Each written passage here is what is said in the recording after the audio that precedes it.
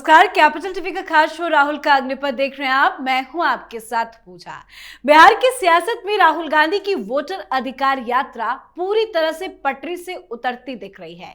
यात्रा का आज 11वां दिन रहा। यात्रा दरभंगा में जिस अंदाज में गुजरी, उसने साफ कर दिया कि यात्रा अब एक सियासी मजाक बनकर रह गई है। राहुल गांधी प्रियंका गांधी और तेजस्वी यादव के साथ बाइक रैली निकाल रहे थे।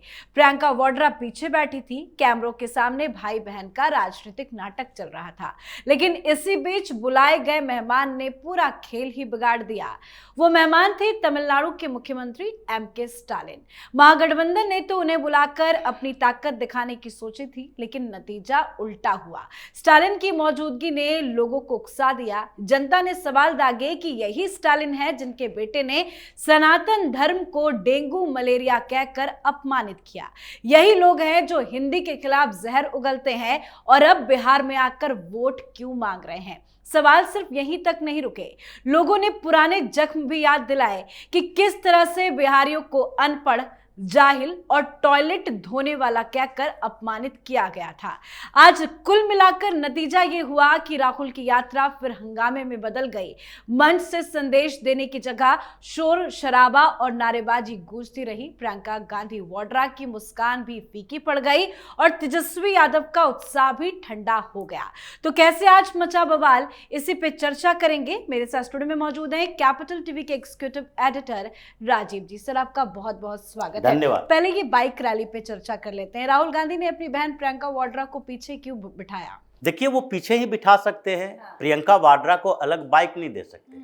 इसके पीछे की बड़ी वजह है, वो राहुल गांधी हैं और राहुल गांधी सोनिया गांधी ने मिलकर हमेशा प्रियंका वाड्रा को पीछे ही बिठाया है। राजनीति में देखिए, सोनिया गांधी को ये पता था कि अगर प्रियंका वाड्रा राहुल गांधी के साथ राजनीति में आ गई तो राहुल गांधी पिछड़ जाएगा और प्रियंका वाड्रा आगे चली जाएगी, क्योंकि भाई बहन के बीच में अगर देखा जाए तो प्रियंका वाड्रा का सेंस राहुल गांधी से बेहतर है।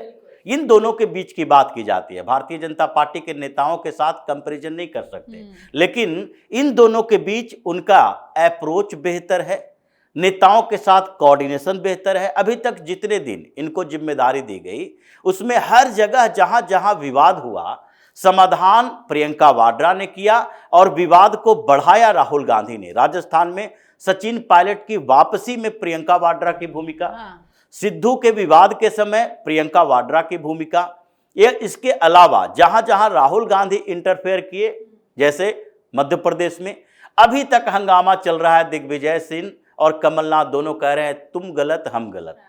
ये दोनों एक दूसरे पर कह रहे हैं हम जिम्मेदार नहीं है, ये जिम्मेदार है। क्यों?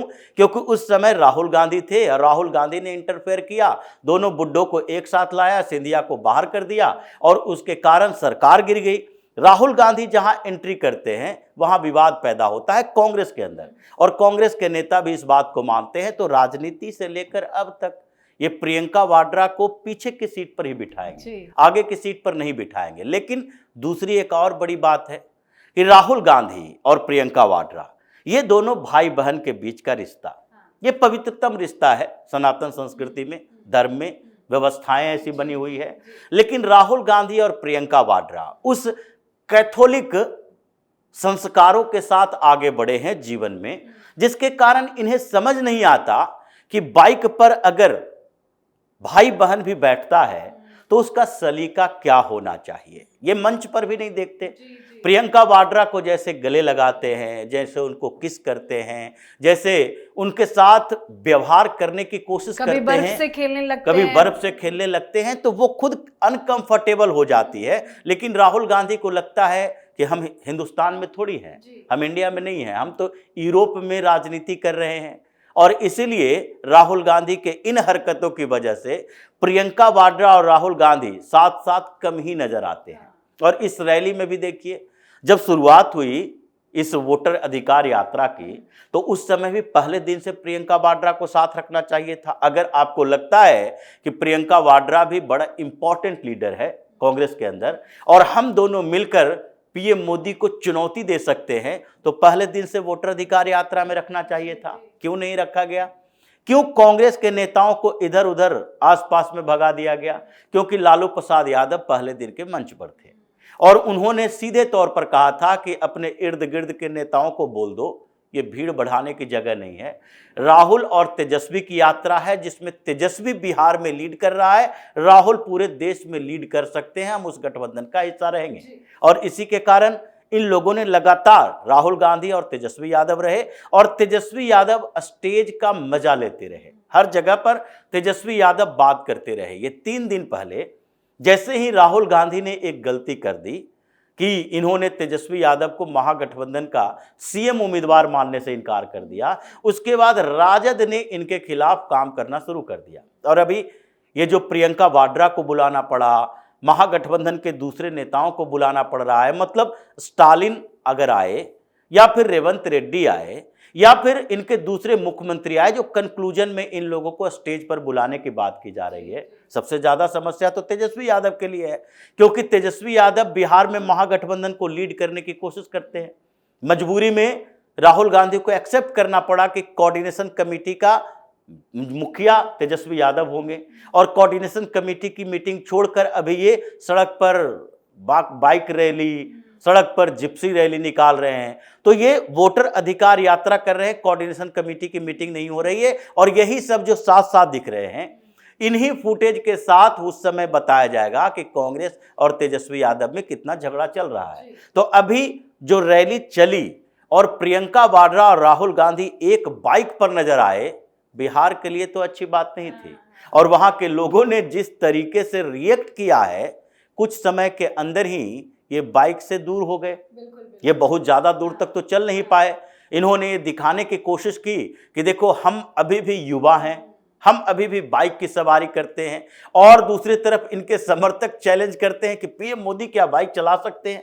तो पीएम मोदी तो वो बहुत सारे काम नहीं कर सकते जो राहुल गांधी करते हैं। हाँ। पीएम मोदी थाईलैंड बैंकॉक नहीं जा सकते राहुल गांधी की तरह, वियतनाम जाकर अय्यासी नहीं कर सकते राहुल गांधी की तरह, यूरोप में जाकर गायब नहीं हो सकते राहुल गांधी की तरह। पीएम मोदी तो राहुल गांधी की तरह रेस्तरां में किसी लड़की के साथ खाना भी नहीं खा सकते। तो ऐसी हरकतें राहुल गांधी जो कर रहे हैं वो पीएम मोदी नहीं कर सकते। लेकिन इन लोगों ने मान कर रखा है कि इन तमाशा से, ये कहा जाता है ना, मदारी का खेल खेलने के लिए कुछ लोग आते हैं और उसके बाद उसमें जो भीड़ जुट जाती है तो उसको लगने लगता है कि हम सुपरस्टार हो गए, अब इस खेल को आगे बढ़ाएंगे।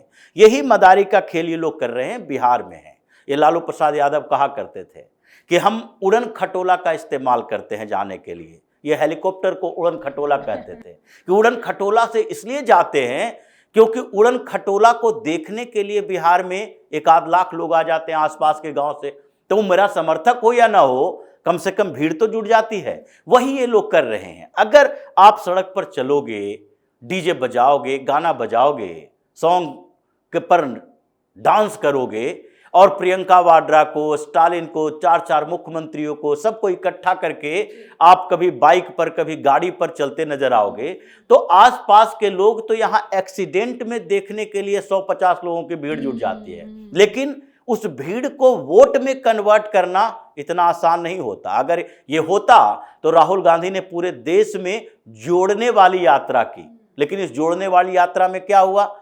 जोड़ने वाली यात्रा करने के बावजूद भी कांग्रेस उसी जगह पर बैठी है। 30-40 सीटें ज्यादा होना वो भारतीय जनता पार्टी की कुछ कमजोरियों की वजह से हुई। ये इनकी कोई विशेषता नहीं थी, चाहे उत्तर प्रदेश में हो या महाराष्ट्र में हो या पश्चिम बंगाल में हो या राजस्थान में कुछ सीटें बढ़ जाना हो। ये भारतीय जनता पार्टी की कुछ कमजोरियां आ गई थी, सत्ता में रहने के बाद शिथिलता आ जाती है, उसी का असर हुआ। और अब बिहार में ये जो काम कर रहे हैं जिस तरीके से, और आज जो नाइट स्टे होगा, कल पता चलेगा कि ये नाइट स्टे में इन लोगों ने क्या किया। पहले जैसे भारत जोड़ो यात्रा में आता था वैसे ही इनकी करतूतें कल दिखाई पड़ेगी। बिल्कुल। और सबसे बड़ी बात यही है जो आपने समझाया कि बिहार में तो संस्कारों का काफी ज्यादा महत्व होता है, लेकिन जिस तरह से राहुल और प्रियंका साथ नजर आते हैं, सवाल तो खड़े होंगे ही। लेकिन सर, आज स्टालिन को भी बुलाया गया था, उनका भी विरोध हो गया। क्या स्टालिन को बुलाकर राहुल गांधी ने एक बार फिर से बड़ी गलती कर दी है? बिल्कुल, ये तेजस्वी यादव के लिए सोचने वाली बात है, क्योंकि राहुल गांधी अपने आप को राष्ट्रीय नेता मानते हैं, तेजस्वी यादव तो बिहार के ही नेता हैं।